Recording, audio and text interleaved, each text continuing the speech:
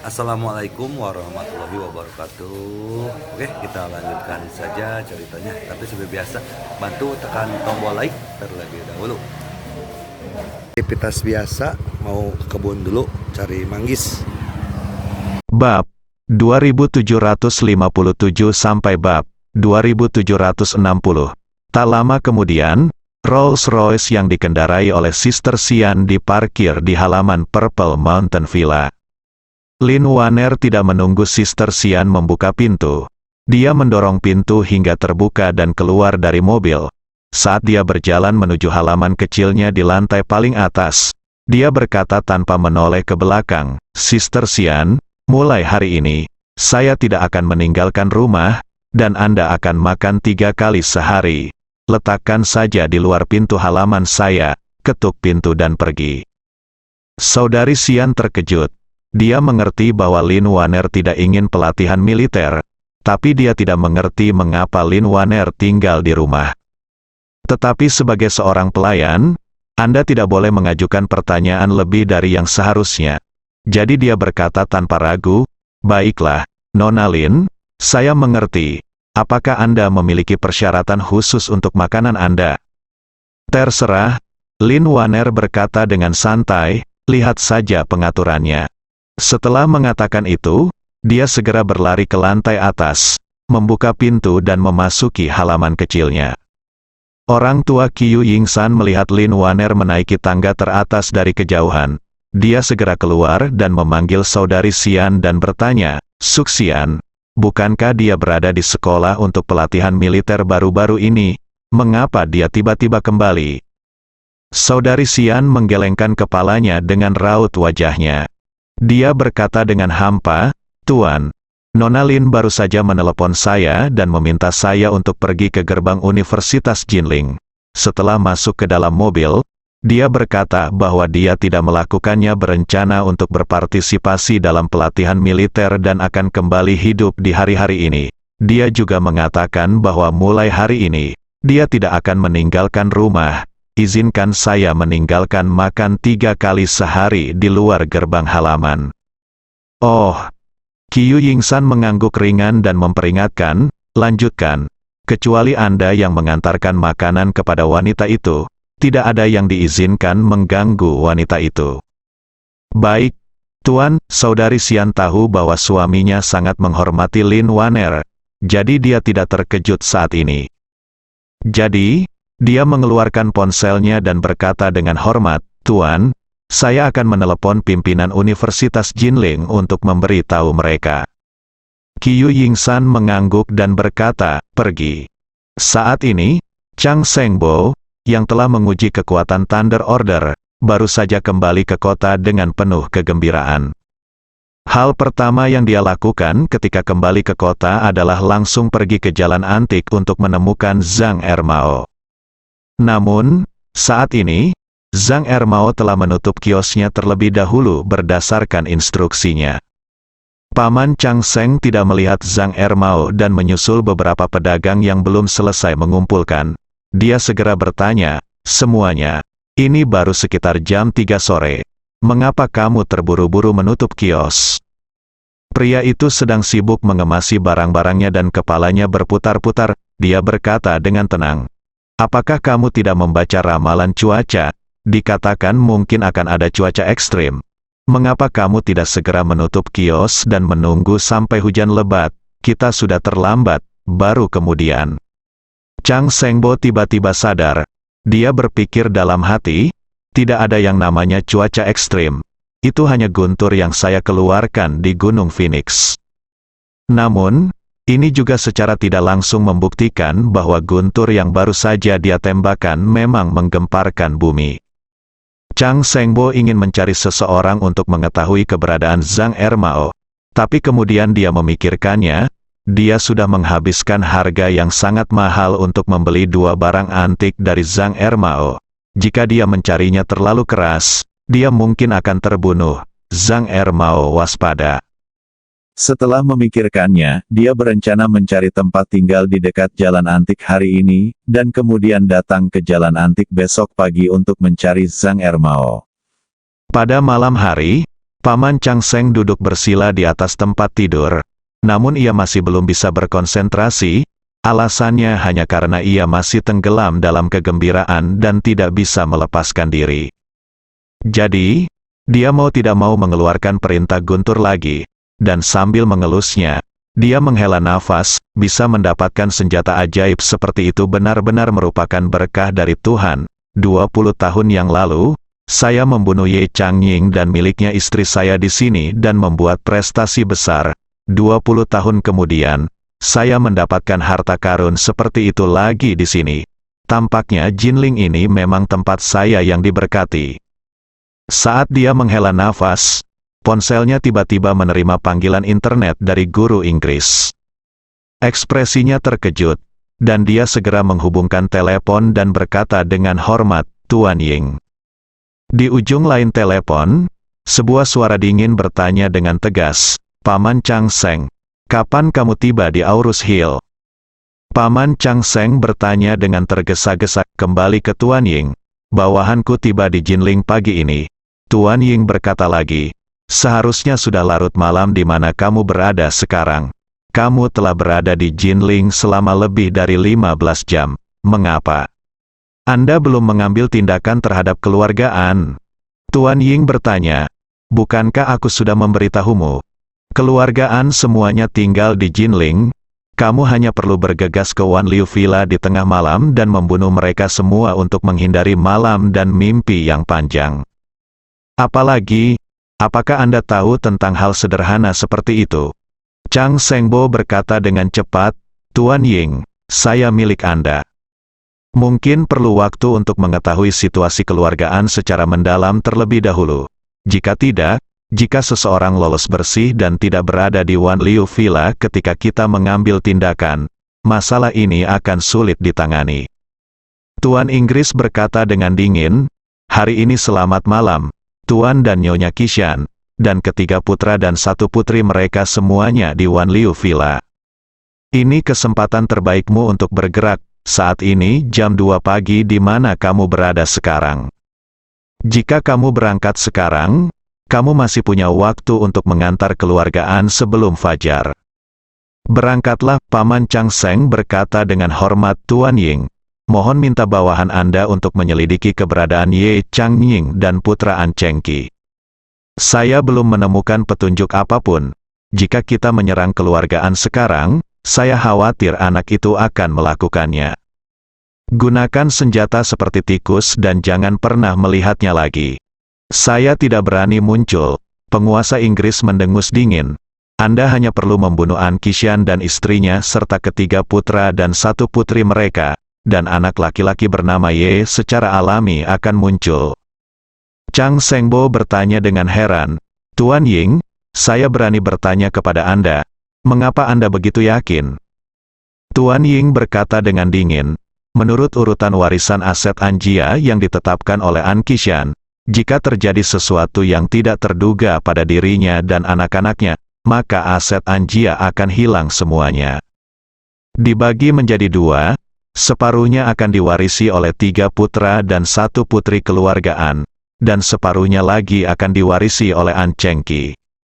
Nah, dengan kata lain, begitu mereka meninggal, anak laki-laki bernama Ye akan menjadi pewaris aset terbesar keluargaan.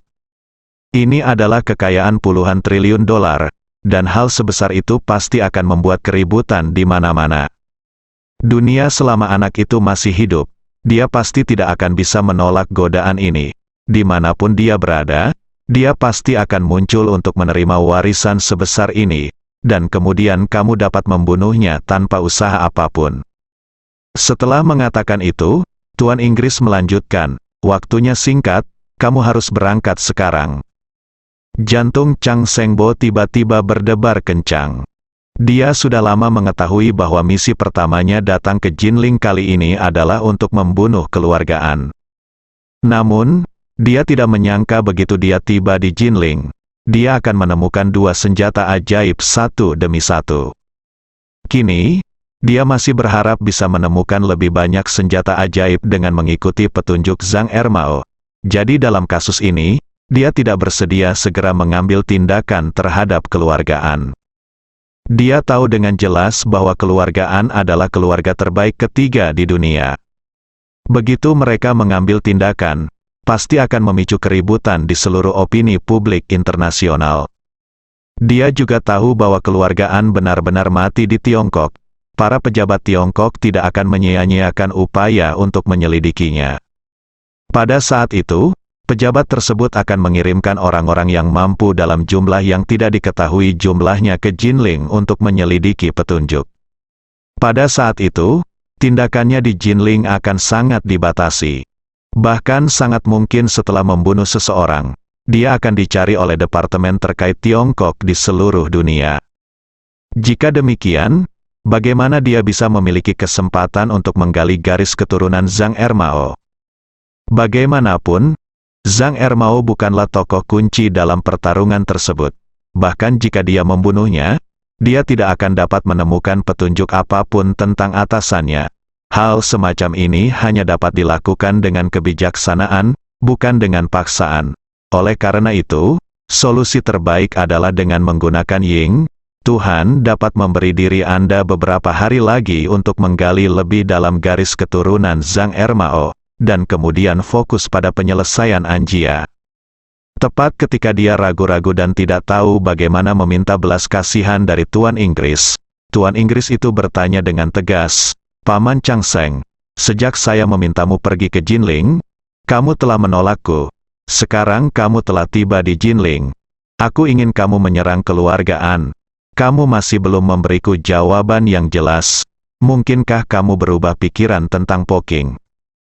Chang Sengbo merasa merinding turun ke punggungnya, seolah-olah ada tusukan jarum yang tak terhitung jumlahnya menusuk kulitnya, menyebabkan seluruh tubuhnya gemetar. Punggungnya terasa seperti sakit yang ditusuk jarum, dan dia hanya bisa berkata dengan ketakutan, "Tuan Inggris salah paham terhadap saya. Saya setia kepada masyarakat Poking. Bagaimana saya bisa tega mengkhianati? Hanya saja, saya masih memiliki sesuatu untuk dilakukan. Saya punya waktu untuk melapor kepada Anda." Tuan Ying berkata dengan dingin, "Katakan padaku." Paman Changseng berpikir sejenak, mengertakkan gigi, dan berkata, "Kembali ke Tuan Ying. Bawahanku berada di Jinling hari ini dan secara tidak sengaja mendapatkan senjata ajaib." Chang Sengbo mengetahuinya dengan sangat baik. Karena dia telah menentang perintah dan menunda kedatangannya ke Jinling ketika dia berada di Yanjing. Jika kali ini tidak ada alasan yang tepat, dia tidak akan bisa melanggar perintah lagi. Kegagalan untuk tidak patuh berarti dia akan segera pergi ke Wanliu Villa dan membunuh semua anggota keluargaan yang tertidur dan semua orang yang melindungi mereka. Langkah sebesar itu pasti akan mengejutkan dunia. Bisa dibayangkan Jinling, sebagai tempat kejadian, pasti akan memasuki keadaan darurat militer yang belum pernah terjadi sebelumnya.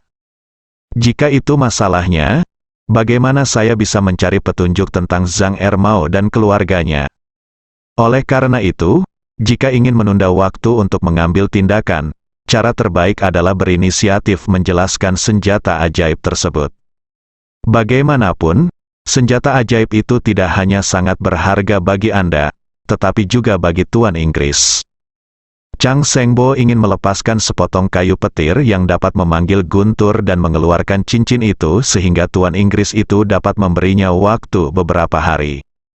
Ketika Guru Ying mendengar dia menyebutkan kata senjata ajaib, suaranya berhenti selama 2 atau 3 detik, dan kemudian dia bertanya dengan dingin, "Anda punya senjata ajaib apa?" Chang Sengbo dengan cepat menjelaskan, kembali ke Guru Ying. Bawahannya secara tidak sengaja bertemu dengan seorang pedagang yang menjual barang antik. Mereka baru saja menggali makam kuno di Jinling beberapa waktu lalu dan menjual barang antik tersebut. Di antaranya adalah cincin giok dari dinasti Qing. Di dalam cincin itu terdapat susunan yang lengkap, metode. Master Inggris segera bertanya, "Apa efeknya? Sudahkah Anda mencoba formasi itu? Apa efeknya?" Chang Sengbo menjawab, "Formasi itu adalah metode akupuntur pasif. Bawahan saya berspekulasi bahwa itu seharusnya semacam metode akupuntur pasif, formasi." Tuan Inggris terkejut. "Apakah ini benar?" Chang Sengbo berkata dengan tegas, "Tuan Ying, beraninya saya berbohong kepada Anda. Jika Anda tidak percaya, tunggu bawahannya untuk menyelesaikan tugas dan mengambil senjata ajaib ini. Saya akan mengambil kapal itu kembali untuk Anda lihat." Guru Inggris berhenti sejenak, tersenyum, dan berkata, "Paman Chang Seng, tampaknya Anda memiliki niat egois terhadap saya." Paman Chang Seng berkata dengan cepat, "Saya tidak berani. Awalnya saya berencana untuk mengkonfirmasi keasliannya terlebih dahulu dan kemudian melaporkannya kepada Master Inggris. Selain itu, bawahan saya juga berpikir jika mereka bisa ambil kesempatan ini untuk menemukan beberapa senjata ajaib lagi dan membawanya kembali ke Tuan Inggris, itu akan menjadi pencapaian yang luar biasa." Ying Sang Bagava mencibir dan berkata, "Dalam hal ini, kamu punya niat." Setelah itu, Lord Ying berkata lagi, "Ayo lakukan ini, saya akan memberi Anda 3 hari lagi. Jika saya dapat menemukan lebih banyak senjata ajaib, saya akan kembali secara alami. Saya akan mencatat pencapaian besar untuk Anda. Jika Anda tidak dapat menemukan keajaiban senjata, kamu tidak boleh menundanya lebih lama lagi. Dalam 3 hari, kamu harus memusnahkan seluruh keluargaan." Chang Sengbo menghela nafas lega, dan periode jendela 3 hari sudah cukup baginya. Saya menggali jauh ke dalam Zhang Ermao. Jika Anda dapat menemukan senjata ajaib yang lebih banyak dan lebih baik, maka Anda dapat menyaring senjata ajaib yang lebih buruk dan kembali ke Tuan Inggris untuk memulihkan hidup Anda. Jika Anda tidak dapat menemukan senjata ajaib lainnya, maka Anda hanya dapat mengambil cincin giok itu kembali ke Tuan Inggris. Pikirkan saja untuk menggunakan cincin giok ini sebagai imbalan atas kesempatan untuk mendapatkan keuntungan kecil. 10 menit kemudian, timur jauh Rusia. Pada saat ini, Dingyuan Boyun Ruge sedang bermeditasi di tempat dia menetap sementara. Bagi orang-orang seperti dia dan Chang Sengbo yang telah menguasai energi spiritual, tidur bukan lagi sebuah kebutuhan. Mereka lebih memilih menghabiskan waktu tidurnya untuk bermeditasi dan menghembuskan napas. Meskipun tidak ada energi spiritual di dunia yang bisa mereka serap dan ubah, setidaknya mereka dapat bermeditasi dan menghembuskan napas, bantu mereka memurnikan energi spiritual dalam tubuh mereka menjadi bentuk yang lebih murni. Saat ini, ponsel Yun Ruge tiba-tiba bergetar.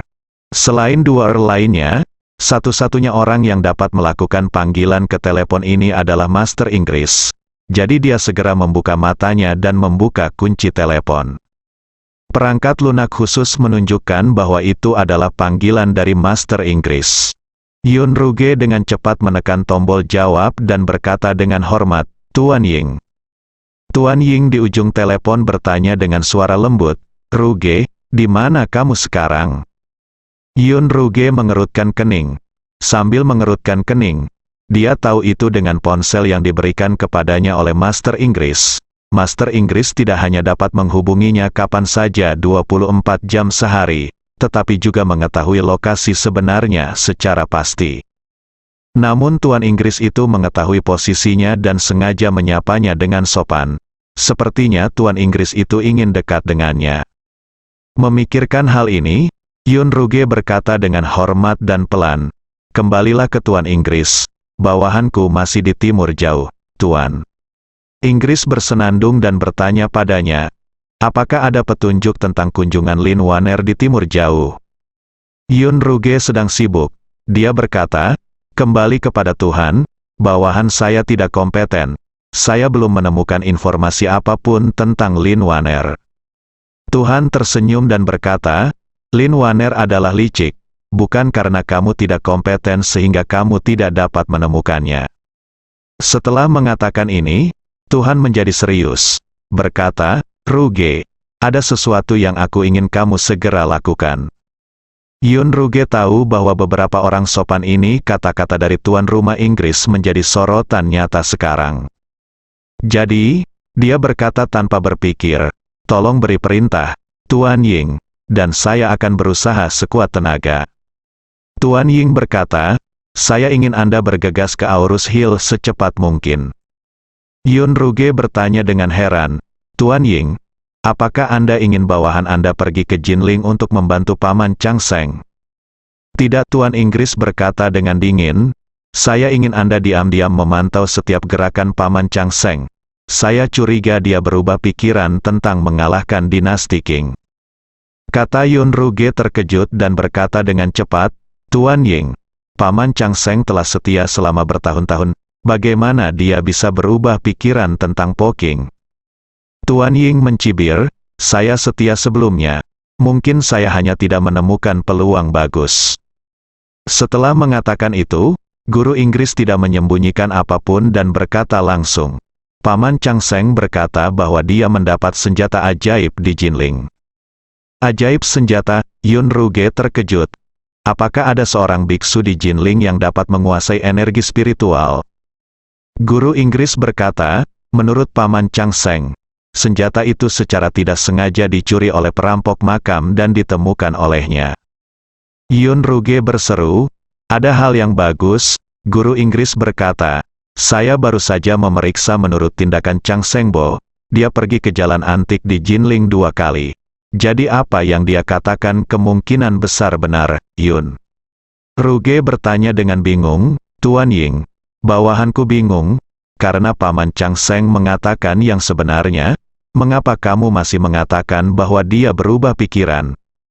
Tuan Inggris mencibir, Paman Chang Seng memberitahuku kebenarannya memang, tapi dia hanya menceritakan sebagian saja.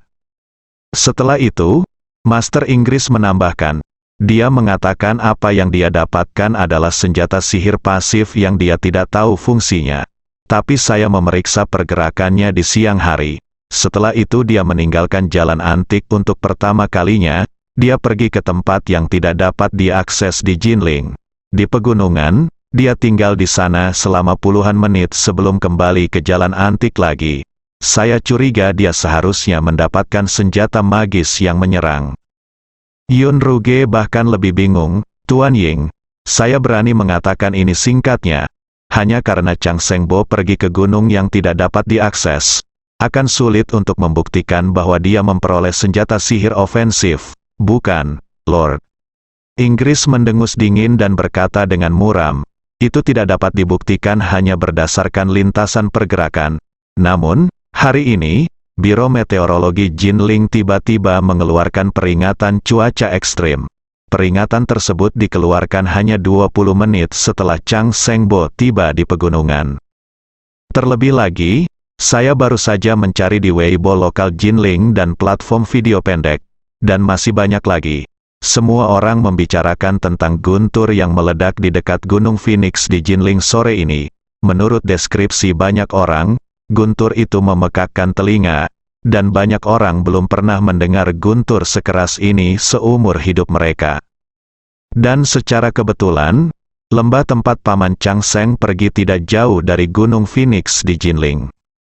Mendengar apa yang dikatakan guru Inggris, Yun Ruge merasa sangat tertekan. Benar saja, seperti yang dia duga, penguasa Inggris selalu memiliki informasi lokasi beberapa Earl. Dan ini bukanlah hal yang paling menakutkan.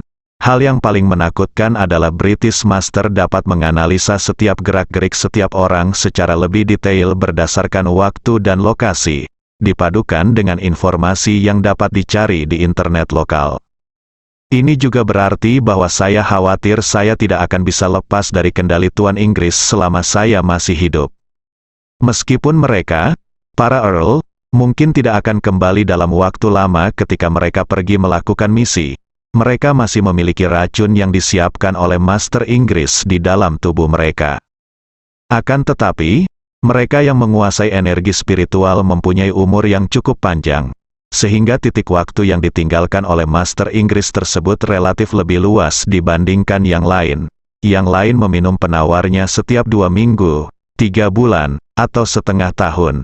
Namun mereka, itu diminum setiap 3 tahun. Tapi apa yang bisa terjadi dalam 3 tahun?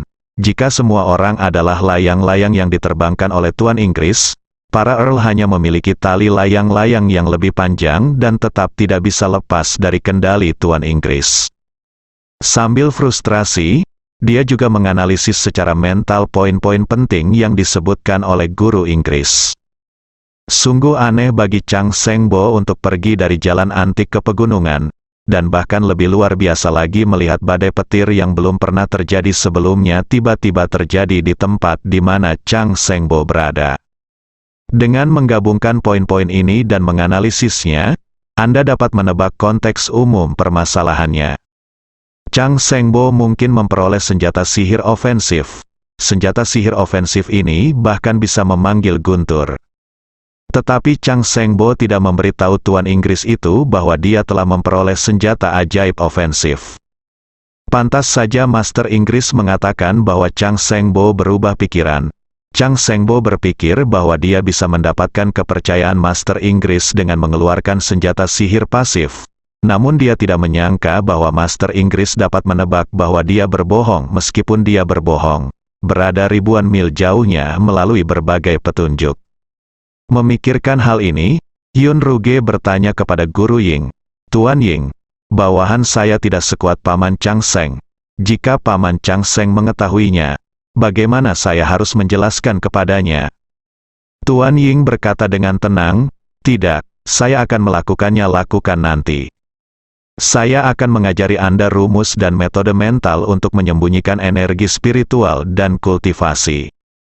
Tidak banyak perbedaan kekuatan antara Anda dan Chang Seng Bo. Dengan bantuan rumus dan metode mental ini, selama Anda tidak melakukannya dilihat olehnya dan jangan gunakan energi spiritual dalam jarak 100 kaki darinya, dia tidak dapat menemukan Anda. Selain itu, saya dapat melihat lokasinya setiap saat. Saya akan membagikan lokasinya dengan ponsel Anda secara real time. Jika dia tahu apa yang kamu sembunyikan, kamu pasti tidak akan ketahuan olehnya. Yun Ruge segera berkata, "Bawahanku mengerti." Master Inggris menambahkan, "Ruge, kamu memiliki 2 tugas saat kamu pergi kali ini. Salah satunya adalah diam-diam memantau Chang Seng Bo dan mencari tahu berapa banyak senjata ajaib yang telah dia peroleh. Yang lainnya adalah bersiaplah untuk membantu Paman Seng pada saat-saat kritis." Yun Ruge bertanya dengan heran, "Tuan Ying, apakah ada ancaman besar di Aurus Hill yang menurutmu bahkan Paman Seng pun tidak bisa mengatasinya?" Tuan Ying menghela nafas, "Ini belum diketahui. Tetapi terlalu banyak hal yang terjadi akhir-akhir ini, dan banyak di antaranya yang belum terselesaikan, yang membuatku selalu merasa tidak nyaman. Kamu juga tahu tentang Paman Jian Gong, yang dipukuli hingga babak belur oleh artileri pertahanan jarak dekat. Siapa yang tahu bahaya macam apa yang akan terjadi di Jinling?" Berbicara tentang ini, penguasa Inggris menambahkan, "Tetapi Anda juga tidak perlu khawatir banyak. Aku memberitahumu ini untuk berjaga-jaga. Paman Chang Seng berada di tempat terbuka, dalam kegelapan. Dengan cara ini kamu bisa sangat aman.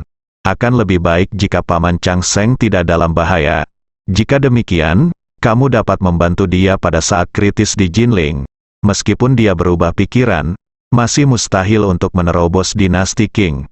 Salah satu jenderal yang hilang, 4 Earl Po King Hui, telah kehilangan salah satu dari mereka. Tidak ada orang lain yang bisa membuat apapun kesalahan." Yun Ruge segera berseru, "Jangan khawatir, Tuan Ying. Saya mengerti." Guru Inggris bersenandung, dan kemudian berkata, "Selain itu, jika Paman Chang Seng menghadapi tekanan yang lebih besar dari pihak Tiongkok setelah menghancurkan An keluarga, saya akan memintanya untuk mundur dari Jinling tepat waktu. Pada saat itu, Anda akan tinggal di Jinling dan menunggu Ye Changying, putra An Chengqi muncul."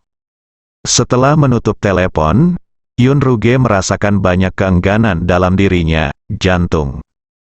Meskipun dia salah satu dari 4 orang, dia tidak pernah suka berkelahi dan membunuh, apalagi diperintahkan melakukan kejahatan oleh Tuan Inggris. Yang paling dia harapkan adalah tetap tinggal di masyarakat Poking dan berkonsentrasi pada kultivasi tanpa mengkhawatirkan urusan duniawi. Sekalipun dia kadang-kadang harus keluar untuk menjalankan misi Master Inggris, dia lebih memilih mencari peluang yang cocok untuk bekerja sebagai orang asing. Misalnya, Master Inggris memintanya untuk mencari Lin Waner di timur jauh kali ini, Dia memang mencarinya, tapi dia tidak terlalu khawatir dan hanya berkeliaran. Tapi dia tidak menyangka bahwa dengan panggilan telepon dari Master Inggris, dia akan berangkat ke Jinling. Apalagi kali ini saya pergi ke Jinling untuk memantau Chang Sengbo, yang berarti saya tidak akan bisa memancing di hari-hari berikutnya. Meskipun dia enggan, dia tidak berani menunda sama sekali, dan berangkat dengan tergesa-gesa di tengah malam. Dia membeli mobil dari pemilik hotel dengan harga tinggi dan melakukan perjalanan dari kota kecilnya ke kota Yakutsk di timur jauh Rusia. Pada saat yang sama, Zhang Ermao membawa cincin giok lain yang dia inginkan kembali dari Xiao Teng dan kartu bank dengan lebih dari $1 juta AS di tangannya. Dengan sepasang lingkaran hitam di bawah matanya, dia berpelukan ke kiri dan ke kanan dalam posisi terbesar, klub malam di Jinling. Minumlah sepuasnya, dan minumlah dengan gembira. Di depan Zhang Ermao, ada anggur asing yang mahal. Sebotol sampahnya setidaknya berharga 10 atau 20 ribu, dan yang bagus bahkan berharga lebih dari 100 ribu. Selain itu, beberapa gadis muda dan cantik berkumpul di sekitar Zhang Ermao saat ini, memujinya dengan segala cara. Biaya penampilan gadis-gadis ini malam ini mencapai 5 digit. Alasan mengapa Zhang Ermao menghabiskan uang seperti air di sini sepenuhnya karena ini adalah permintaan Ye Chen. Ye Chen secara khusus memberitahunya di malam hari bahwa dia tidak perlu melakukan apapun malam ini. Dia hanya perlu minum dan bermain, dan bahkan meminta istana Buckingham untuk menyerahkan kamar presidensial kepadanya. Menurut rencana Ye Chen, dia tahu bahwa penghitungan yang membubarkan pertemuan dinasti Qing besok pagi pasti akan pergi ke jalan antik untuk mencari Zhang Ermao.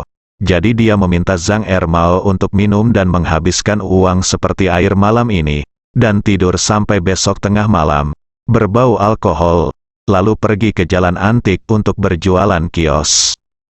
Hal ini tidak hanya akan membuat karakter Zhang Ermao terlihat lebih nyata, tetapi juga memaksa sang Earl untuk beradaptasi dengan ritme Zhang Ermao. Yang diinginkan Ye Chen adalah mencoba yang terbaik untuk menggunakan artefak antik dan senjata ajaib sebagai umpan untuk memanipulasi mentalitas orang lain. Terlepas dari apakah dia datang ke Jinling untuk membunuh kakek nenek dan keluarganya, dia harus belajar menunggu dan bersabar terlebih dahulu.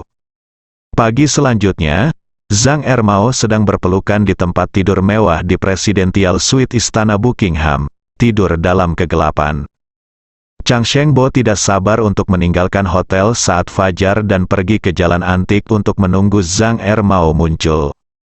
Sementara Ding Yuan Boyun Ruge, setelah berkendara selama beberapa jam semalaman, kami baru saja sampai di Yakutsk, sebuah kota di timur jauh Rusia. Setelah tiba di Yakutsk, dia mengambil penerbangan paling awal di pagi hari dan terbang ke Harbin, yang terletak di timur Laut Tiongkok.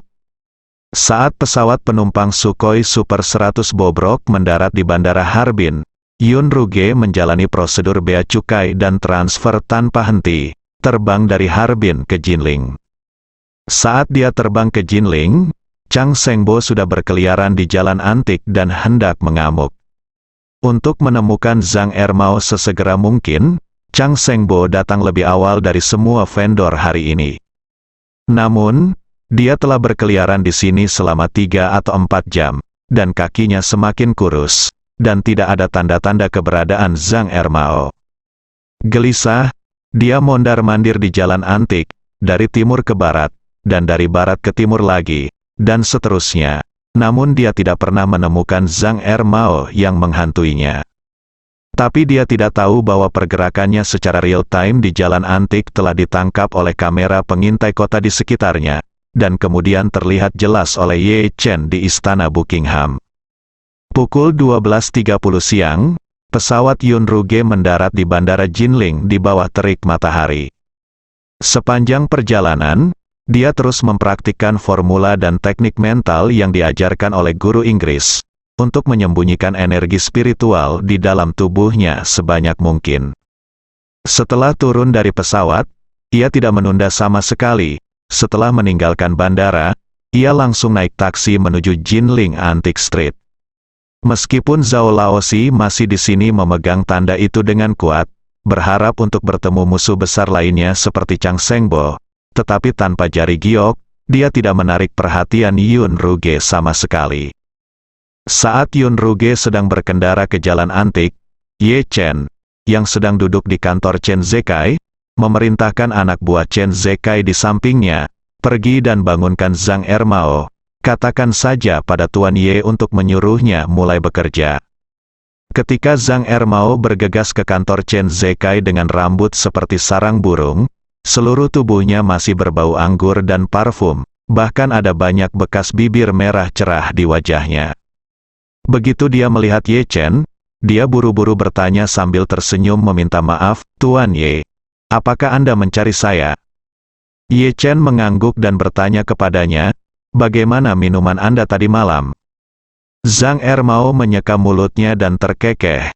Kembali ke Tuan Ye, apa yang kamu minum tadi malam cukup enak. Ye Chen tersenyum sedikit dan berkata, karena kamu minum dengan baik, mari kita mulai bekerja di sore hari.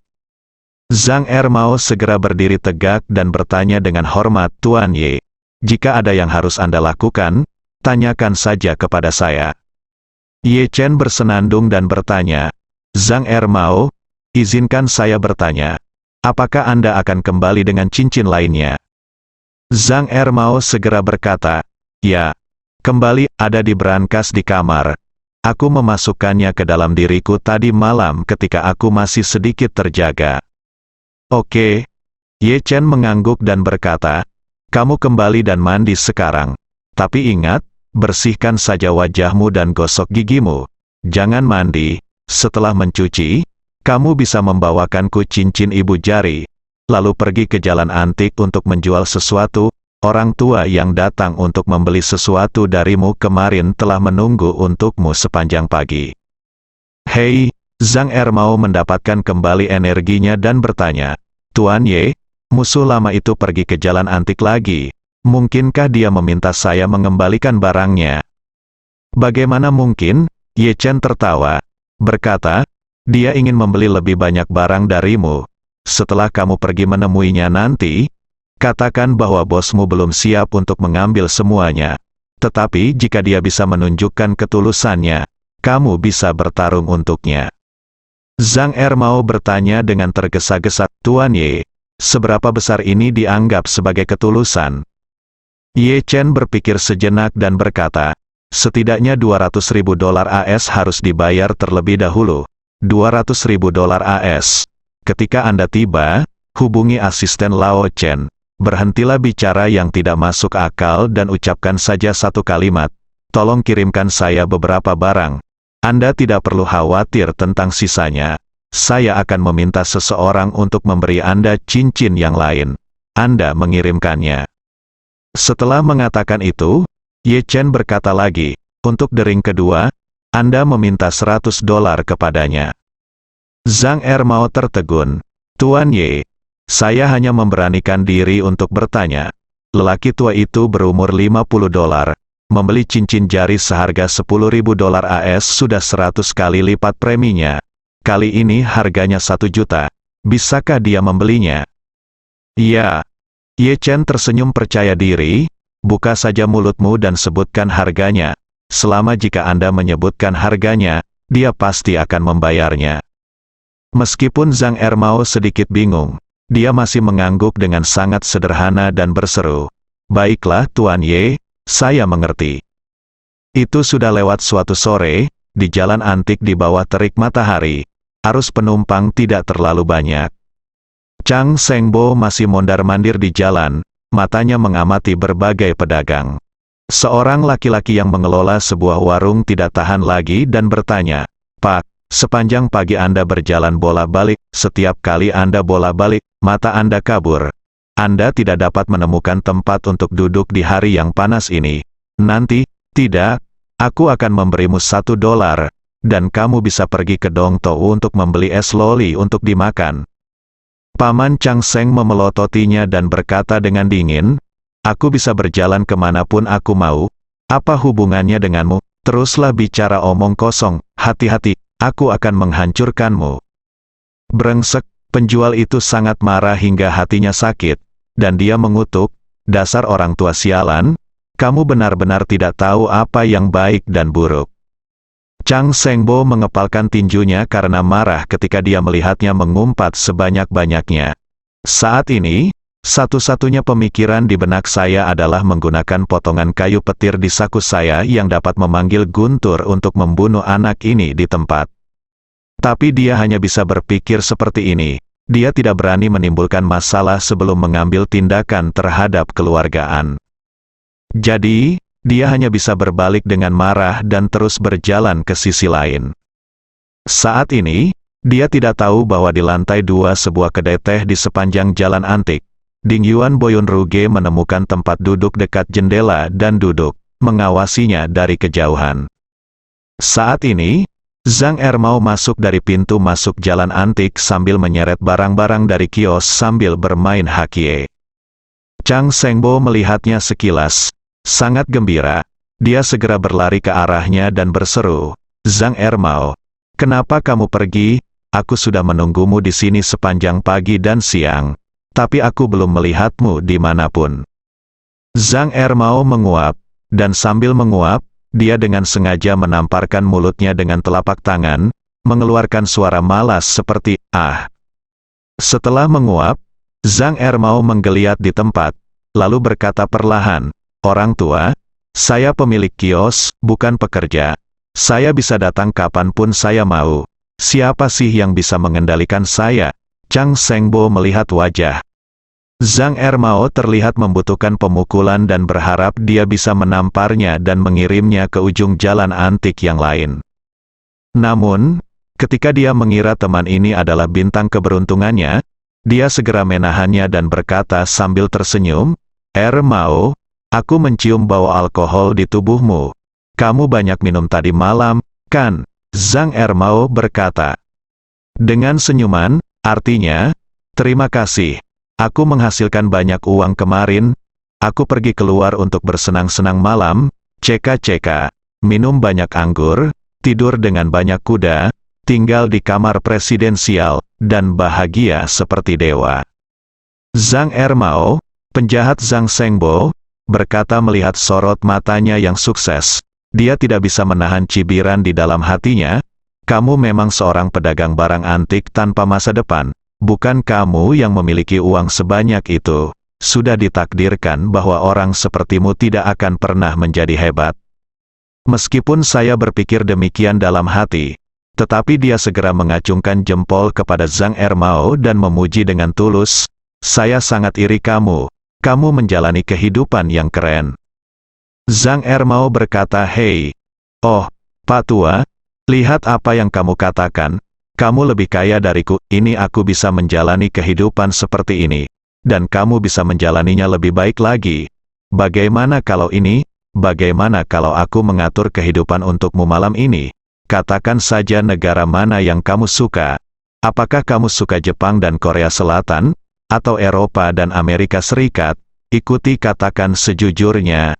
Gadis muda Rusia ini sangat cantik dan jujur. Sungguh luar biasa." Paman Chang Seng segera melambaikan tangannya. "Jika kamu tidak dapat menahannya, mari kita bicarakan sesuatu yang serius. Aku tidak akan menyelamatkanmu." Itu mengacaukan hati Taoku. Zhang Ermao tertegun dan bertanya kepadanya, "Apa itu hati Tao? Apa itu Yibendao?" Chang Sengbo tertegun, "Di mana kuil Tao Yibendao?" Zhang Ermao berkata dengan santai, "Orang Jepang, dermawan wanita di kuil mereka selalu terkenal." Begitu Chang Sengbo mendengarnya berbicara tentang dermawan wanita Jepang, dia tahu bahwa dia pasti tidak menahannya dengan baik. Dia segera mengulurkan tangan untuk menyela dan berkata, "Ermao, itu dia. Ermao, jangan teralihkan. Aku datang kepadamu hari ini saja untuk menanyakan apakah kamu masih bisa memberiku barang bagus dari keluargamu sebelumnya." Zhang Ermao menyembunyikan senyumnya dan berkata, dia berkata dengan serius, "Orang tua, mengenai masalahmu, aku menelepon atasanku tadi malam untuk melaporkannya." Paman Chang Seng bertanya dengan tergesa-gesa, "Apa yang dikatakan atasan Anda?" Zhang Ermao berkata, Dealer saya harus berhati-hati, biasanya mereka hanya mengirimkan barang setiap beberapa minggu sekali. Tetapi saya mengatakan kepadanya bahwa dia adalah orang yang dapat diandalkan dan murah hati. Tidak untuk menyebutkan membeli sesuatu. Dia hanya membayar biaya perkenalan, ratusan ribu dolar. Tidak mudah bagi kami untuk bertemu pelanggan sebesar itu. Jadi saya membujuk dia untuk memberi Anda beberapa barang lagi. Chang Sengbo bertanya, kalau begitu apakah dia setuju? Zhang Er mau dia melihat sekeliling dan berkata sambil tersenyum, saya bilang kamu murah hati. Tapi dia tidak mempercayainya. Dia bersikeras meminta saya untuk meminta biaya pengenalan 2 hingga 300 ribu, dan dia juga memintaku untuk memberinya setengahnya. Kamu bilang apakah orang ini bertindak terlalu jauh? Chang Sengbo tidak dapat mendengar apa yang dipikirkan Zhang Ermao. Jadi dia segera berkata, Ermao, biaya perkenalan sangat mudah untuk dibicarakan.